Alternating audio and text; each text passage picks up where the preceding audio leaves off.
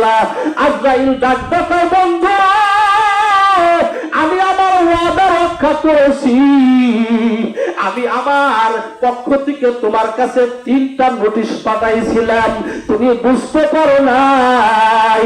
ইয়াকুব আলাইহিস সালাতু ওয়াস সালাম ডাক দেয়, বন্ধুরে আমি তো কোনো চিঠি পাই নাই। আল্লাহর নবীর ফেরেশতা, আল্লাহর ফেরেশতা আজরাইল ডাক দেয়, ও ভাই ইয়াকুব, 1 নাম্বার তোমার কাছে আমি চিঠি পাঠিয়েছিলাম, তুমি এক সময় শিশু ছিলা, এরপর কৈশোর, কৈশোর পার দিয়ে যখন তুমি যৌবনে পদার্পণ করেছিলে, 40 বছর পার হবার পর আস্তে আস্তে তোমার শরীরের রক্ত আস্তে আস্তে পানি হতে লাগলো, তোমার শরীরে বল এবং কুওয়াত আস্তে আস্তে কমতে লাগলো, তুমি বুঝতে পারো নাই। এটাই হলো 1 নাম্বার চিঠি। ঠিকই তো। 2 নাম্বার চিঠি কি ছিল একটু বলো। ডাকতে বলো, ও আল্লাহর নবী ইয়াকুব, 2 নাম্বার যেই চিঠি, যেই নোটিশ পাঠাইছিলাম আপনার বুঝে আসে নাই।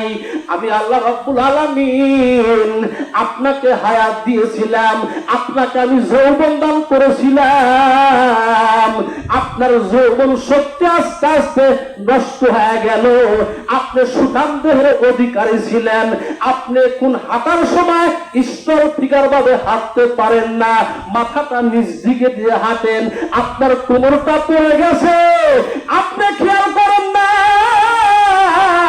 এটাই হলো আপনার জন্য 2 নাম্বার চিঠি।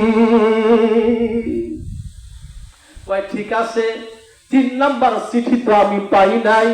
ডাকতে বলে, ইয়াকুব তুমি ভালো করে শুনে রাখো, 3 নাম্বার চিঠি, তোমার এই মাথার কেশগুলো, তোমার দাড়িগুলো ছিল কালো কুচকুচে ছিল, যেদিন তোমার মাথার চুল পাকা আরম্ভ করলো, যেদিন তোমার দাড়ি পাকা শুরু হয়ে গেল, এটা ছিল তোমার 3 নাম্বার চিঠি। তুমি বুঝতে পারো নাই। ও আমার বাবাজিরা, মনে রাখবেন, আমাকে একদিন কবর জগতে যেতে হবে, আপনাকেও যেতে হবে। যুবক ভাইরা রে, তোমাদেরকেও কিন্তু আল্লাহর দরবারে হাজিরা দিতেই হবে। মনে রাখবা, যে কোনো সময় মালাকুল মউত আসতে পারে কিনা। একজন যুবক সন্তান, বয়স মাত্র হলো 16 বছর। কয় বছর? 16 বছর। এই 16 বছরের যুবক সন্তান কবরস্থানের পাশে ডেইলি যায় বলতো, ও কবরবাসী, তোমরা আজকে কবরে কোন অবস্থায় আছো আমি জানি না, তোমাদের কথায় এই গ্রামের মানুষ উঠতো আর বসতো, আজকে তোমরা কবরে পুরো যাত্রী হয়ে গেছো, তোমাদের অবস্থা কি আমি জানি না, যদি জানতাম আমি আরো বেশি বেশি আল্লাহর ইবাদত করতাম। জোরে বল সুবহানাল্লাহ। 16 বছরের যুবকের ভিতরে এই মৌতের মুরাকাবার এই সবক এসে গেল। ছেলেটা আবার কার? বাদশাহ হারুন আর রশিদের সন্তান। যেরকম সুবহানাল্লাহ।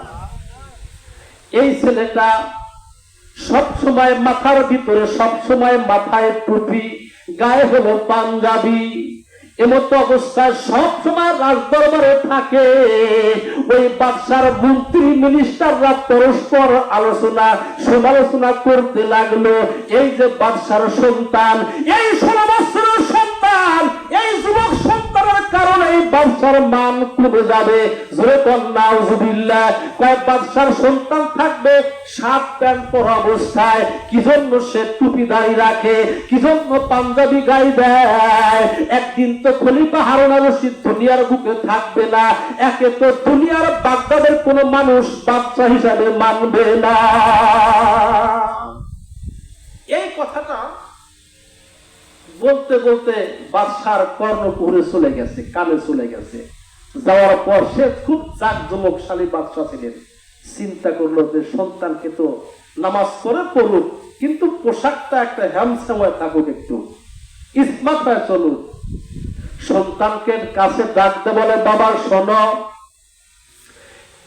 মনে রাখবেন আমার আব্বা দুনিয়া থেকে চলে গেছে,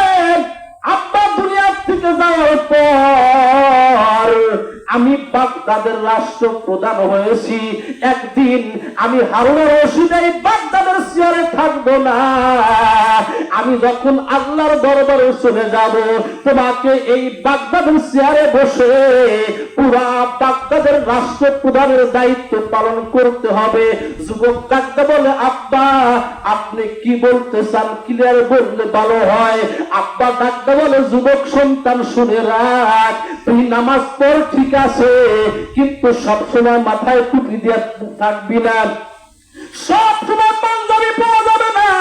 এমত অবস্থায় তুমি আমার রাজদরবারে তুমি থাকতে পারবা না। তুমি এমত অবস্থায় থাকলে তোমার আমি জায়গা দিব না। ও মুসলমান ভাইরা, ছোট্ট সন্তান 16 বছরের যুবক সন্তানকে ডাকতে বলে, তুমি আল্লাহর ইবাদত করো ঠিক আছে, কিন্তু এই বয়সে এই পোশাক পরা যাবে না, এই বয়সে মাথায় টুপি সব সময় পরা যাবে না। তুমি কি দুনিয়াতে পাইছো? যুবক সন্তান ডাকদা কয়, আব্বা আমি নামাজ পড়ে কি পেয়েছে আপনি কি দেখতে চান? কয় হ্যাঁ দেখতে চাই। ডাকদা বলে, আব্বা আপনি যদিও বর্তমান বাগদাদের প্রেসিডেন্ট, কিন্তু বাগদাদের সব মানুষ কিন্তু আপনার কথা শোনে না। শোনে কি? কারণ সরকার যেই থাক বিরোধী দল থাকে, যেরকম ঠিক কিনা? ও মুসলমান ভাইরা, যুবক সন্তান আব্বাকে ডাকতে বলে, আব্বা আপনি ভালো করে শুনে রাখেন, আপনি যদিও রাষ্ট্রপ্রধান, কিন্তু বাগদাদের সব মানুষ কিন্তু আপনাকে মানে না। কিন্তু মনে রাখবেন, আমি নামাজ পড়ে কি পেয়েছি, আমি এই পোশাক পরে কি পেয়েছি আপনি কি জানেন?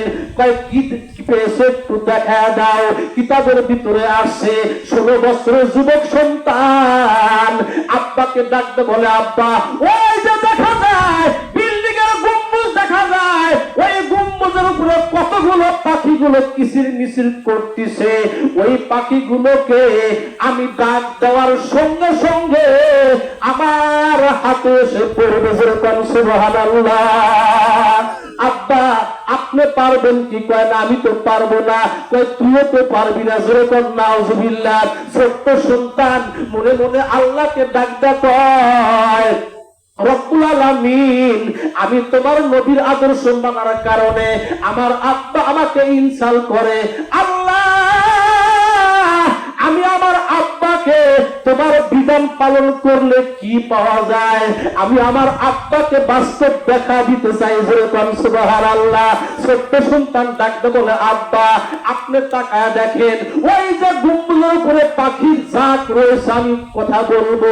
এবার ছোট্ট সন্তান ওই পাখির দিকে তাকায়া ডাকতে বলে, ও আল্লাহর সৃষ্টি জীব পাখি কুল তোমরা শুনে রাখো, যে আল্লাহ রব্বুল আলামিন তোমাদেরকে বানাইছেন, ওই আল্লাহ রব্বুল আলামিন আমাকে বানাইছেন। যেরকম সুবহানাল্লাহ। ও মুসলমান ভাইরা, মনে